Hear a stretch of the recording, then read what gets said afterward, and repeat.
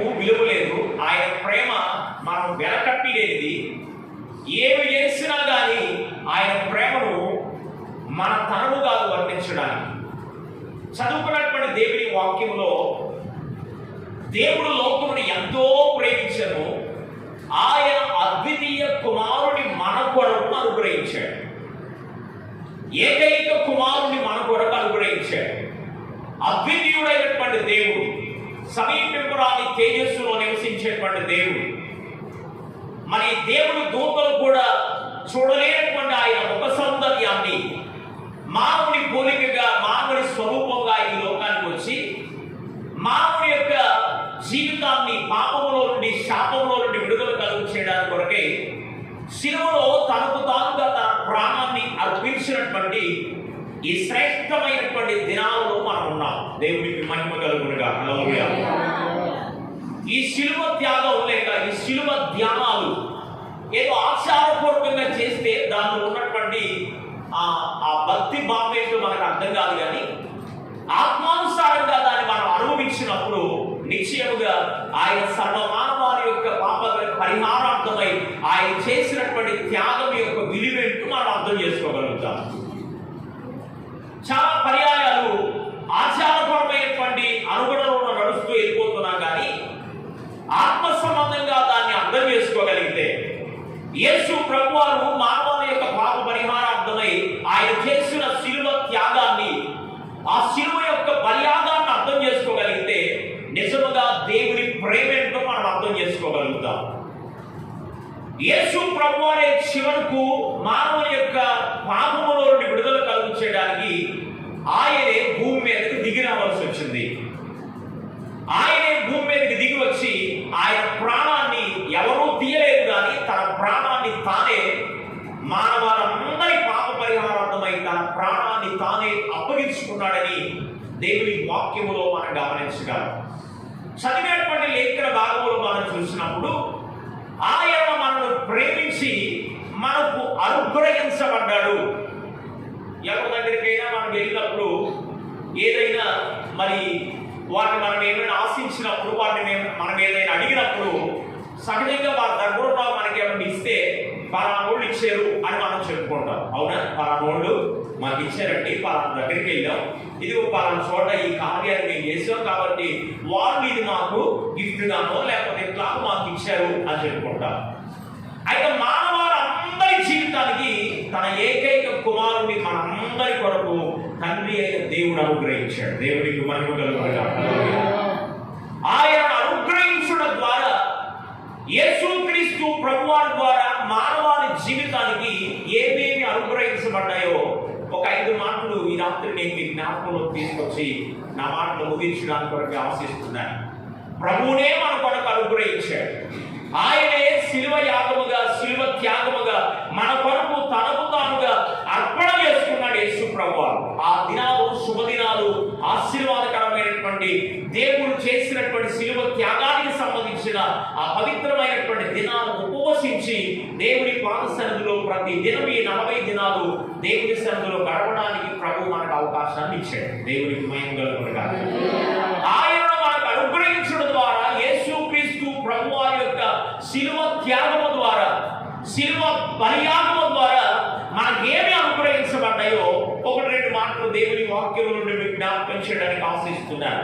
రండి దేవుని వాక్యంలోకి వెళ్దాం. యోహాను సువార్త 17వ అధ్యాయము, యోహాను సువార్త 17వ అధ్యాయము 8వ వచనాన్ని అలాగే 14వ వచనాన్ని చదువుదాం. నీవు నాకు అనుగ్రహించినవన్నీ వారిప్పుడు ఎరిగి ఉన్నారు, నేను వారి కొరకు ప్రార్థన చేస్తున్నాను. 14వ వచనం, వారికి వాక్యమును అనుగ్రహించి ఉన్నావు అన్నాడు. దేవునికి మహిమ కలుగునుగా. హల్లెలూయా. యేసుక్రీస్తు ప్రభువారు శిలువ త్యాగము ద్వారా మానవుని జీవితానికి అనుగ్రహించబడినటువంటి ఓ శ్రేష్టమైనటువంటి దీవెన ఏంటి అంటే వాక్యాన్ని అనుగ్రహించడం. మనకి ఏమనుగ్రహించాడు? వాక్యం అనుగ్రహించాడు. ఆదియందు వాక్యం ఉండును, వాక్యము దేవుని యొద్ద నుండును, వాక్యమే దేవుడై ఉండేది. యోహాను సువార్త 1వ అధ్యాయం 12 నుండి 14 వచనం మనం చదివితే ఆ వాక్యమే కృపాసత్య సంపూర్ణుడిగా మన మధ్య నివసించాడు. తండ్రి అయిన దేవుడు యేసుక్రీస్తు ప్రభువాన్ని మనకు అనుగ్రహించడం ద్వారా మనకేం అనుగ్రహించబడిందంటే వాక్యం అనుగ్రహించబడింది. వాక్యము ద్వారా మన జీవితాన్ని చక్కబాటు చేసుకుంటాం. వాక్యము ద్వారా ఉజ్జీవింపబడతాం. మనుషుని మాట కొద్ది వరకే బలపరుస్తుంది, కానీ జీవము కలిగినటువంటి దేవుని మాట నిత్య రాజ్యములోకి మనల్ని చేర్చగలదు. దేవునికి మహిమ కలుగునుగా. హల్లెలూయా. ఆయన మాటలు జుంటె తేనె దారుల కన్నా మధురమైన మాటలు. చనిపోయిన వాటిని సైతం జీవింప చేయగలిగినటువంటి శక్తి కలిగినటువంటి మాటలు యేసు ప్రభు వారి యొక్క మాటలు. కనుక యేసు ప్రభు వారి యొక్క శిలువ త్యాగము ద్వారా మానవుని జీవితానికి ఏం అనుగ్రహించబడిందంటే ఆయన వాక్యము అనుగ్రహించబడింది.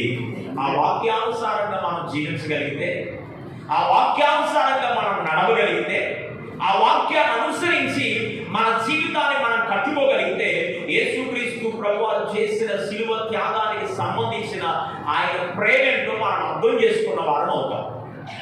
వాక్యాన్ని విని కూడా వెళ్ళిపోయినటువంటి వారిగా ఉంటే, వాక్యాన్ని వింటూ కూడా దాన్ని అనుసరించినటువంటి అలాంటి పరిస్థితుల్లో ఒకవేళ మనం ఉంటే ఆయన శిలువ త్యాగం మన వలన ఏమైపోయిందంటే వ్యర్థముగా అయిపోయింది.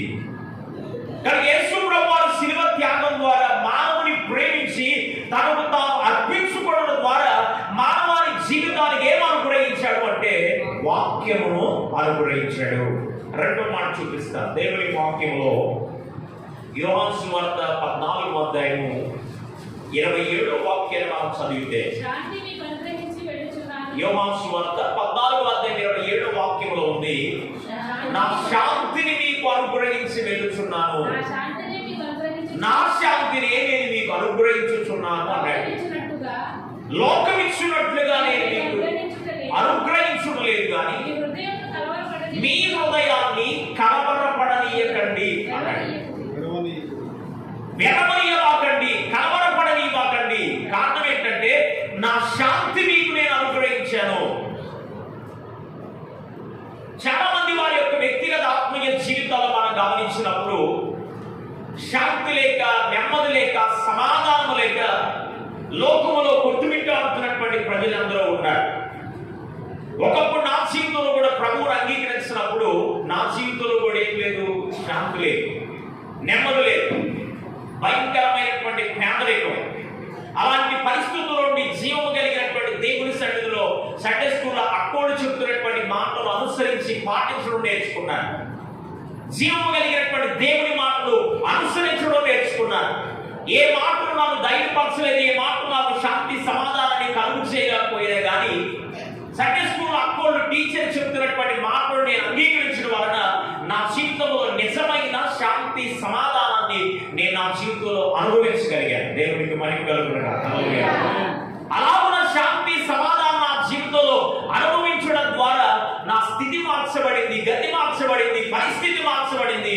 ఈ రోజున ఒక 100 మంది వచ్చిన వారికి పెట్టగలిగిన స్థాయిలో దేవుడు నన్ను ఆశీర్వదించాడు. దేవునికి మహిమ కలుగునుగా. ఒకప్పుడు నాకు తినడానికి లేదు. కారణం ఏంటంటే నిజమైన సంతోషం, నిజమైన సమాధానం, నిజమైన శాంతి నా హృదయంలో లేదు. తండ్రి అయిన దేవుడు యేసుక్రీస్తు ప్రభువాన్ని నా కొరకు అనుగ్రహించడం ద్వారా నా జీవితానికి నా యేసయ్య ఏం అనుగ్రహించాడంటే శాంతిని, సమాధానాన్ని నా దేవుడు అనుగ్రహించాడు. దేవునికి మహిమ కలుగునుగా. హల్లెలూయా. శాంతి సమాధానం కావాలని లోకములో మనుషులు పడుతున్నటువంటి ప్రయాస అంతా ఇంత కాదు. రకరకాలైనటువంటి తపాలు చేస్తున్న వారు, జపాలు చేస్తున్న వారు, యాగాలు చేస్తున్న వారు, దానాలు చేస్తున్న వారు మనకు కనబడతారు. దేని కొరకంటే కేవలం శాంతి సమాధానం వారి జీవితాల్లో పొందుకోవాలని. కానీ ఎన్ని చేసిన వారి జీవితాలు ఏం రావట్లేదు, సమాధానం లేదు, శాంతి లేదు, నెమ్మది లేకుండా వారి జీవితాలు అలాగే ఈడ్చుకొని వెళ్ళిపోతున్నారు. అయితే శిలువ ధ్యానంలో మనం ఎదగవలసినటువంటి సత్యం, యేసుక్రీస్తు ప్రభువారి యొక్క శిలువ త్యాగము ద్వారా మానవుని జీవితానికి దేవుడు ఏమనుగ్రహించాడంటే ఆయన శిష్యులతో చెప్తున్నటువంటి మాట, నా శాంతిని నేను మీకు అనుగ్రహిస్తున్నాను. ఆయన శాంతిని, సమాధానాన్ని ప్రభు మనకు అనుగ్రహిస్తూ ఉన్నాడు. మూడో మాట చూపిస్తారు, చూద్దాం దేవుని వాక్యంలో. ఇదే యోహాను సువార్త 17వ అధ్యాయము 22వ వాక్యాన్ని చదువుదాం. మనము ఏకమై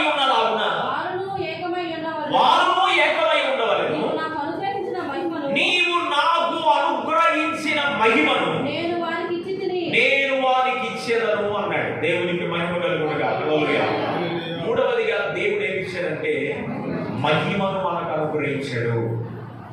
యేసు ప్రభువారి యొక్క శిలువ త్యాగం ద్వారా సర్వమానవాళి జీవితానికి ప్రభు ఏమనుగ్రహించాడంటే తన మహిమను అనుగ్రహించాడు.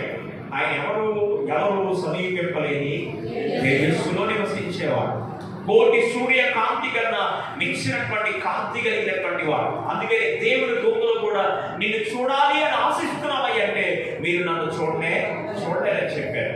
అందుకే దేవుడి దూతలకు 6 రెక్కలు ఉంటాయి. రెండు రెక్కలతో వాటి ముఖాన్ని, 2 రెక్కలు ఎగరడానికి, 2 రెక్కలు శరీరం అంతటిని కవర్ చేసుకోవడానికి వాటికి 6 రెక్కలు ఇవ్వబడ్డాయని దేవుని వాక్యంలో మనం గమనించగలం.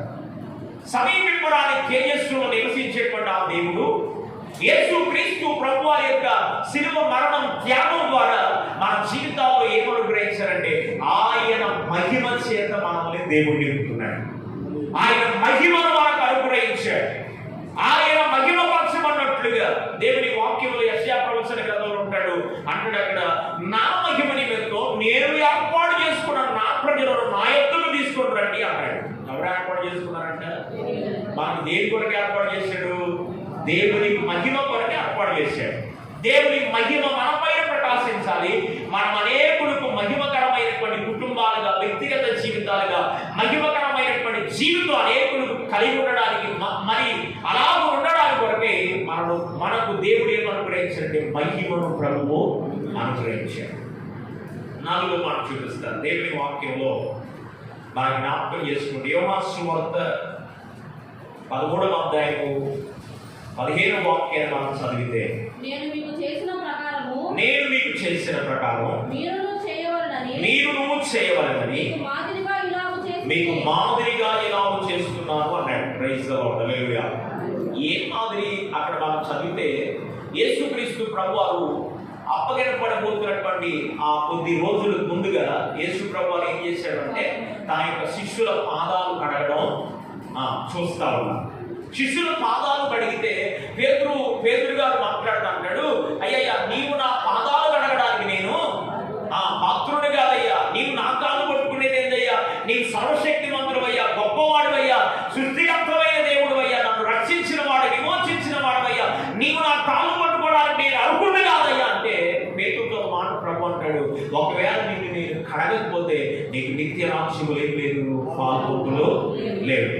నేను కడిగితేనంటే అప్పుడు పేతురు గారు అంటాడు, అయితే నన్ను నిలువెల్లా కడిగయ్యా, పాదాలు మాత్రమే కాదయ్యా, నన్ను నిలువెల్లా కడుగు ప్రభు అని పేతురు ప్రతిమలాడినట్లుగా దేవుని దగ్గర మరి విన్నపం చేసినట్లుగా దేవుని వాక్యంలో మనం గమనించగలం. అపోస్తలుడైనటువంటి పేతురు గారు కూడా ఈ మాట మాట్లాడుతూ 2వ అధ్యాయం మొదటి పత్రిక 2వ అధ్యాయం 21వ వాక్యంలో మాట్లాడుతుంటాడు, తన అడుగు జాడల యందు మనం నడవలనని మన కొరకు ఆయన మాదిరి ఉంచిపోయాను అన్నాడు. ఏ మాదిరి అంట? యేసు ప్రభువారు మానవానికి జీవితానికి ఇచ్చిన మాదిరి ఏంటి అంటే శ్రమల గుండా నడవడం. దేని గుండా నడవడం? శ్రమల గుండా. ఓ దైవజనుడు అన్నాడు, శ్రమ లేని క్రైస్తవుడు అసలు క్రైస్తవుడు కానే కాడు. శ్రమలో పొందితేనే. క్రైస్తవుల బాట చాలా మంది అనుకుంటున్నారు మల్లెపూల బాటలే అనుకుంటున్నారు, పూల బాట అనుకుంటున్నారు. క్రైస్తవుల బాట పూల బాట కాదండి. క్రైస్తవుల బాట ఏంటంటే ముళ్ళతో కూడినటువంటి బాట. ఇక్కడ శ్రమ పడకపోతే, ఇక్కడ దేవుని కొరకు ప్రయాస పడకపోతే, ఇక్కడ శ్రమ అనే అనుభవంలో కూడా నీవు రాకపోతే నిశ్చయముగా నిత్య జీవాన్ని పోగొట్టుకుంటావు. శ్రమల చేత నడిపించబడాలి. 119వ కీర్తన 67వ వాక్యం 71వ వచనంలో కూడా మీరు చదివితే శ్రమ కలగడం నాకు మేలాయను అన్నాడు భక్తుడు. ఎందుకు నాకు మేలంటే నీ కట్టడలను అనుసరించి నేను నడుచుకోగలనయ్యా, నేనేంటో నేను తెలుసుకోగలిగాను, నీ మనసేంటో నేను తెలుసుకోగలిగాను. కారణం ఏంటో తెలుసా? నేను శ్రమల కొలిమిలో గుండా వెళుతూ ఉన్నప్పుడు. దేవునికి మహిమ కలుగును గాక.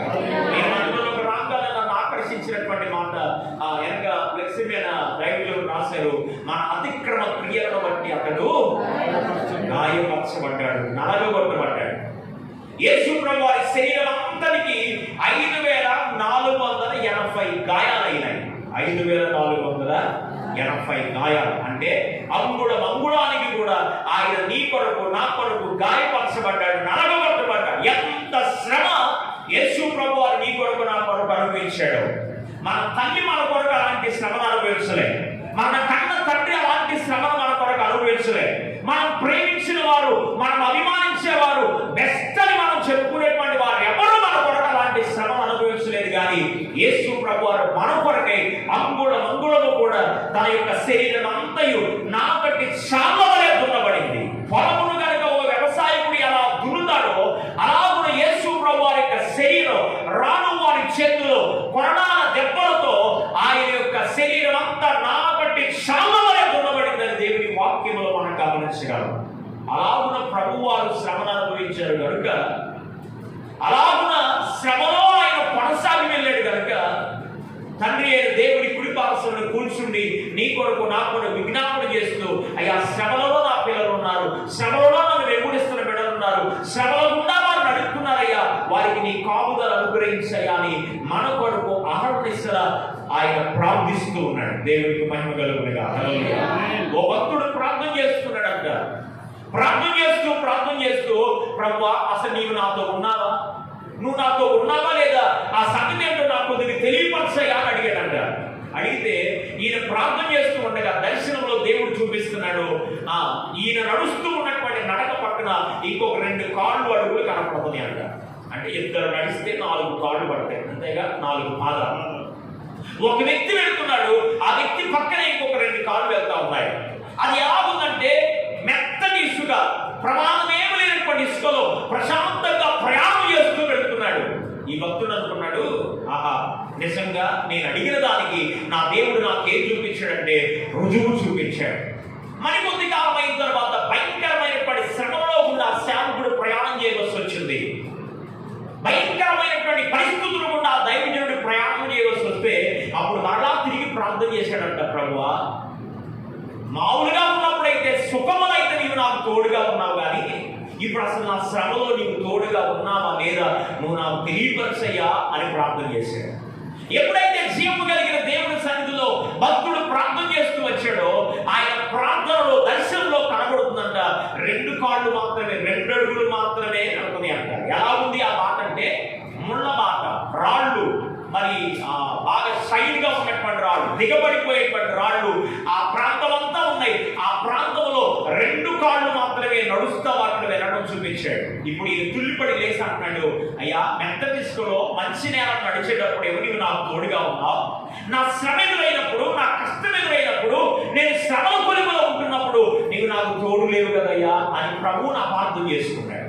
ఇప్పుడు ప్రభు అతనితో మాట్లాడుతున్నాడు, మెత్తడిస్కులు అయితే నీవు నడవగలవు కనుక నీ పక్క నుండి నేను నడిచాను. మెత్తడిస్కులు అయితే నీవు నడవగలవు కాబట్టి నీ పక్క నుండి నేను నడిచాను, కానీ ముండ్ల మాటలు నీవు నడిస్తే నీ కాళ్ళకి ఎక్కడ గాయం అవుతుందో ఆ గాయాలు నీకు కాకుండా ఉండడానికి నేను ఎత్తుకొని నడిచాను. అందుకని ఆ కనబడుతున్న 2 పాదాలు ఎవరంటే నీ పాదాలు కాదు, నా పాదాలు అన్నాడు. దేవునికి మహిమ కలుగునుగా. హల్లెలూయా. శ్రమలో మనం కొన్నిసార్లు అనుకుంటాం, యేసు ప్రభు వారు శ్రమల గుండా మనం నడిపిస్తున్నారే, శోధించబడిన మీద సువర్ణంగా మార్చబడడం దేవుని ఉద్దేశం కనుక యేసు ప్రభు ఎలాగైతే శ్రమలను అనుభవిస్తూ సాగాడో, మరి వ్యక్తిగతమైనటువంటి జీవితంలో ఆత్మానుసారంగా, మానసికంగా, మరి ఇంటి వారి దగ్గర నుండి, నమ్మినటువంటి శిష్యుల దగ్గర నుండి అన్ని విధాలుగా శ్రమలు ఆయన అనుభవించింది. ఎవరైనా మేలు చేసిన వారు, ఉపకారం చేసిన వారు ఉన్నారా ప్రభు కంటే? ఒక్కరు కూడా కనబడరు. వెంబడిస్తున్నటువంటి శిష్యులు కూడా ఆయన గుర్తు పెట్టి అప్పగించినటువంటి పరిస్థితులే మనకు కనబడతాయి. శ్రమల అనుభవంలోకి యేసు ప్రభువాన్ని నడిపించినటువంటి విధానమే కనబడింది, కానీ యేసు ప్రభువారికి ఎవరు మేలు చేసిన వారు, ఉపకారం చేసిన వారు కనబడరు. మన వ్యక్తిగత దైనందిన జీవితాలు మనం నేర్చుకోవాల్సిన పనులు ఏంటంటే మన కొరకు మాదిరి గురించి వెళ్ళాడు. అదేం మాదిరి అంటే శ్రమ పడడం. ఓ చిన్న ఉదాహరణ మీకు జ్ఞాపకం చేస్తున్నాను. కాయలున్న చెట్టు మొక్క చూస్తామా, కాయలు లేని చెట్టు మొక్క చూస్తామా? కాయలున్న చెట్టు మొక్కే చూస్తాం. అలాగే భక్తి కలిగినటువంటి వారి జీవితాన్ని ప్రభు ఇంకా సైనప్ చేయడానికి శ్రమను అనుమతిస్తాడు. భక్తి లేని వారు అంతా దేవుడు ఏం చేయడు, చూస్తా ఉంటే ఫార్మాలిటీకి వెళ్ళిపోతున్నారు, ఎవరిలే అట్లా అన్నాడు చూస్తాడు. కానీ భక్తి కలిగి విశ్వాస జీవితంలో రోషం కలిగి బ్రతుకుతూ ఉంటే అలాంటి వారిని దేవుడు శ్రమల గుండా నడిపిస్తూ ఉంటాడు. కారణం ఏంటి అంటే వారి శ్రమ ఒక దినాన అనేక మందికి సాక్ష్యం చెప్పుకునేటట్లుగా చేయడానికి. దేవునికి మహిమ కలుగునుగా. వారు ఇప్పుడు అనుభవిస్తున్నటువంటి శ్రమ, వారు ఇప్పుడు ఎదుర్కొన్నటువంటి నిందలు కానీ, అవమానాలు కానీ, శ్రమకరమైనటువంటి జీవితం ద్వారా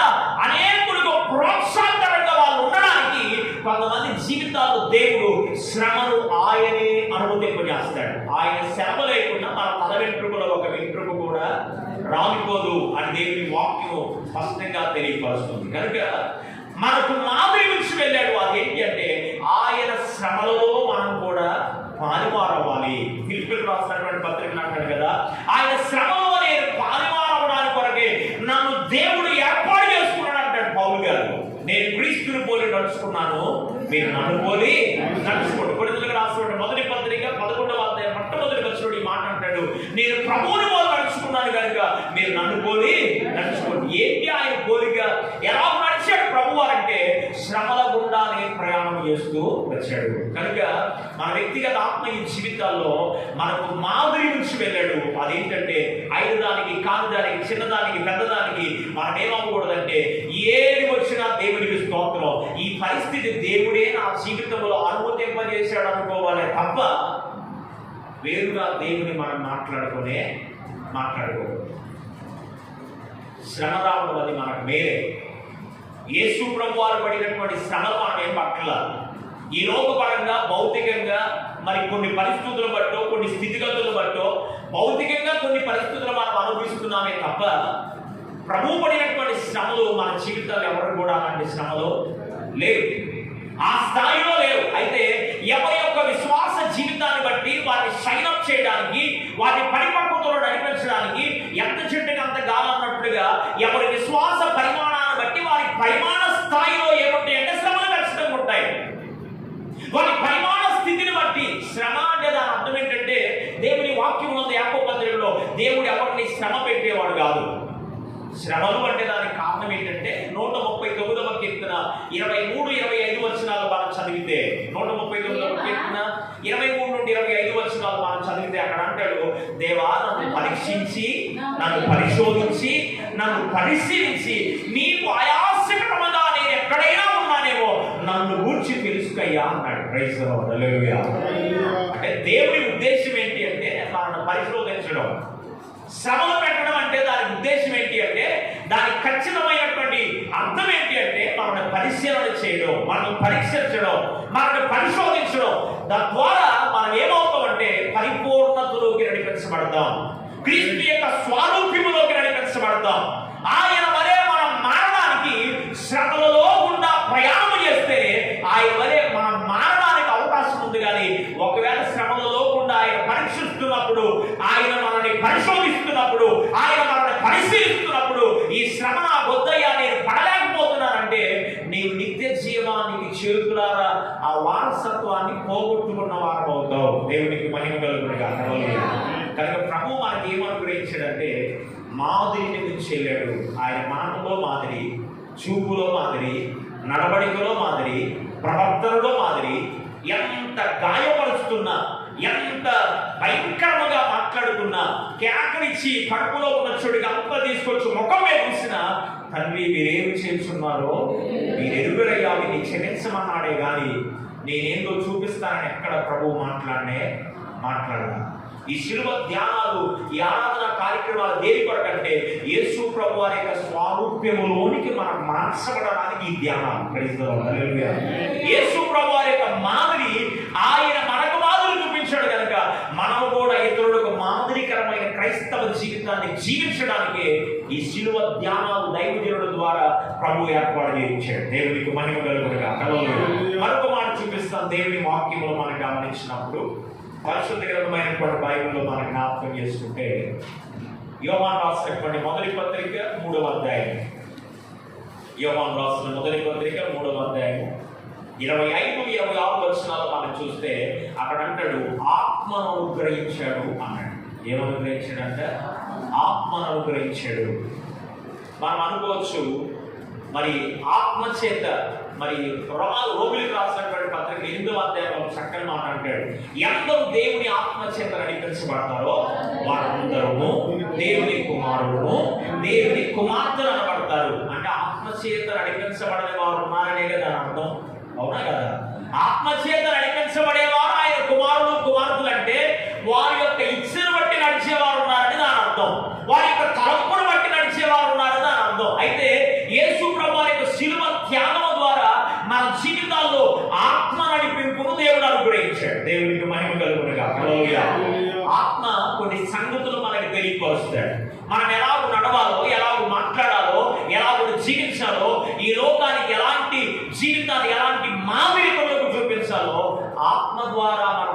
నడిపించబడడానికి ఈ శిలువ ధ్యానాన్ని ప్రభు మనకు ఏర్పాటు చేశాడు. Praise the lord. హల్లెలూయా. మరి అపోస్తలుడైనటువంటి పేతురు గారు, దురుకు పేతురు అంటారు. ఆయన ఏ పేతురు? దురుకు పేతురు. తొందరపాటు ఎక్కువ, ఆయన అన్నింటిలో తొందరపాటు ఎక్కువ. అందుకని ఆ తొందరపాటు కలిగినటువంటి పేతురు మరి దేవుని ఆత్మచేత అభిషేకించబడినప్పుడు, దేవుని ఆత్మచేత నడిపించబడినప్పుడు సువార్తను ప్రకటిస్తే ఒక్కరు కూడా మారు మనసు పొందలే, ఒక్కరు కూడా వినలేదు. పౌలు గారి జీవితం కూడా ఒక్కరు కూడా ఏదో నమ్మాడు, బాప్తిసం తీసుకున్నాడు, అట్లాగా సువార్త ప్రకటిస్తున్నప్పుడు ఒకవేళ ఇంకే రక్షించబడితే కొద్దిమంది రక్షించబడ్డారేమో కానీ పరిపూర్ణతలోకి వాళ్ళు రాలేకపోయారు. ఎప్పుడైతే దేవుని ఆత్మ కొరకు కనిపెట్టి దేవుని అభిషేకం చేత నింపబడి దేవుని ఆత్మ చేత నడిపించబడ్డారో ఒకే దినాన 3,000 మంది ఆత్మలను దేవుని కొరకు సంపాదించారు. దేవునికి మహిమ కలుగును. ఆత్మ సంగములతో చెబుతున్న మాట చెవులు వినవాడు వినుగాక. పరిశుద్ధులైనటువంటి దేవుని ఆత్మ చేత మనం నడిపించబడడానికి ఆత్మను మనకు అనుగ్రహించాడు. ఆయన వెళ్తూ శిష్యులందరూ కన్నీరు గారుస్తూ చూస్తూ ఉంటే నేను వెళ్ళి మీ కొరకు ఆదరణకర్తను పంపిస్తానన్నాడు. అపోస్తలుల కార్యముల గ్రంథం 1వ అధ్యాయము 8వ వచనంలో మీరు వెళ్ళి భూదిగంతం వరకు సువార్తను ప్రకటించాలి అంటే పై నుండి శక్తి పొందుకునే వరకు మీరు ఎక్కడికి వెళ్ళకూడదు. ఆత్మ చేత నడిపించబడాలి. మనకు దేవుడు ఏమనుగ్రహించాడు అంటే ఆయన మనల్ని ప్రేమించి ఆయన కుమారుడైన యేసుక్రీస్తు ప్రభువాన్ని మన కొరకు బలియర్పణగా అర్పించి మన జీవితాలకు ఏమనుగ్రహించాడంటే ఆత్మలో ధైర్యాన్ని ఇచ్చాడు, ఆత్మలో నెమ్మదిని ఇచ్చాడు, ఆత్మను కలిగి జీవించడానికి, ఆత్మ చేత నడిపించబడడానికి అవకాశాన్ని ప్రభు మనకు అనుగ్రహించాడు. దేవునికి మహిమ కలుగును గాక. మనకు మనం చూపిస్తాం దేవుని వాక్యంలో. ఇదే యోహాను రాసినటువంటి మొదటి పత్రిక 2వ అధ్యాయం, యోహాను రాసిన మొదటి పత్రిక 2వ అధ్యాయము 24-25 వచనాలు మనం చదివితే, అయితే మీరు మొదటి నుండి నిలువనియండి, మీరు మొదటి నుండి విన్నది మీలో నిలిచిన యెడల మీరు కూడా కుమారుని యందును తండ్రి యందును నిలుచును, నిత్య జీవము అనుగ్రహించుననుదే ఆయన తానే మనకు చేసిన వాగ్దానమై ఉన్నది అన్నాడు. దేవునికి మహిమ కలుగును గాక. హల్లెలూయా. యేసుక్రీస్తు ప్రభువారు తండ్రి అయిన దేవుడు మానవాళిని ప్రేమించి తన ప్రియుడైనటువంటి కుమారుడైన ఏకైక కుమారుడైన యేసు ప్రభువాన్ని బలియర్పణగా అర్పించడానికి, ఈ లోకానికి పంపించడానికి ఆయన ద్వారా మానవుని జీవితంలో అనుగ్రహించబడినటువంటి మరొక శ్రేష్టమైనటువంటి మాట ఏంటి అంటే మన జీవితంలో ప్రభువు నిత్య జీవాన్ని అనుగ్రహించాడు. ఏమనుగ్రహించాడు? నిత్య జీవం. నిత్య జీవములకు వారసులుగా చేయడానికి, నిత్య జీవము అనుభవంలోకి మనం నడిపించడానికి ఆయన మనలను ప్రేమించాడు. దేవుని వాక్యంలో మనం గమనించినప్పుడు యోహాను సువార్త 3వ అధ్యాయం 16 వాక్యాలు మనం చదివాం కదా. దేవుడు లోకమును ఎంతో ప్రేమించెను, ఆయన అద్వితీయ కుమారుడిగా పుట్టిన వాని యందు విశ్వాసముంచు ప్రతి వాడు నశింపక నిత్య జీవం పొందినట్లు ఆయనను అనుగ్రహించెను. ఆయనను తండ్రి అయిన దేవుడు మానవాళి వరకు అనుగ్రహించినటువంటి మరి శ్రేష్టమైనటువంటి సంగతుల్లో ఆయన మన కొరకు ఏమేమి అనుగ్రహించాడో మనం జ్ఞాపకం చేసుకుంటూ వచ్చాం. ఆయన అనుగ్రహించాడు అంటే దేవుని వాక్యములో గంతలకు రాసినటువంటి పత్రిక 2వ అధ్యాయం 20వ వచనం అంటాడు, ఆయననే మన కొరకు అప్పగించాడు. అంటే ఎవరు అప్పగించాడు? ఆయననే మన కొరకు అప్పగించాడు. యోహాను సువార్త 10వ అధ్యాయంలో 11వ వచనం నుండి 13వ వచనం వరకు మీరు చదివితే అక్కడ కూడా అంటాడు, తన ప్రాణమును మన కొరకు యేసు ప్రభువారు అప్పగించుకున్నాడు. మనకు అనుగ్రహించడానికి కొరకే, ఆయన వాక్యాన్ని అనుగ్రహించడానికి, ఆయన శక్తిని అనుగ్రహించడానికి, ఆయన మాదిరి మనకు అనుగ్రహించడానికి, ఆయన శాంతి సమాధానం నీ జీవితంలో నా జీవితంలో అనుగ్రహించడానికి ఆయనే మన కొరకు తనను తాను బలియర్పణగా అర్పించుకున్నాడు. తన ప్రాణాన్ని మన కొరకే యేసు ప్రభువారు త్యాగం చేశాడు. ఇంకా ఒకవేళ దేవుని వాక్యాన్ని వింటున్న మన వ్యక్తిగత ఆత్మీయ జీవితాల్లో ఎందుకొరకు ప్రభు చనిపోయాడు, ఎందుకొరకు ప్రభు నీ కొరకు ఈ లోకానికి దిగి రావాల్సి వచ్చిందో, ఎందుకొరకు తన ప్రాణాన్ని నీ కొరకు త్యాగం చేయవలసి వచ్చిందో తెలుసుకోలేనటువంటి పరిస్థితుల్లో ఒకవేళ ఉంటే యేసు ప్రభు దగ్గరికి రండి. యేసు ప్రభు అని నోడుతూ ఒప్పుకోండి, హృదయం విశ్వసించండి, పశ్చాత్తాపడండి. మారు మనస్సు బాప్తిస్మ అనుభవంలోకి రండి. ఎవరైతే నమ్మి బాప్తిస్మ పొందారో వారికి పరిశుద్ధాత్మ అనే వరమును దేవుడు అనుగ్రహిస్తారు. ఆత్మచేత నడిపించబడి నిత్య జీవానికి వారసులు కావడానికి పరిశుద్ధులైన దేవుడు మనకు సహాయకుడు అనుగ్రహించుగాక.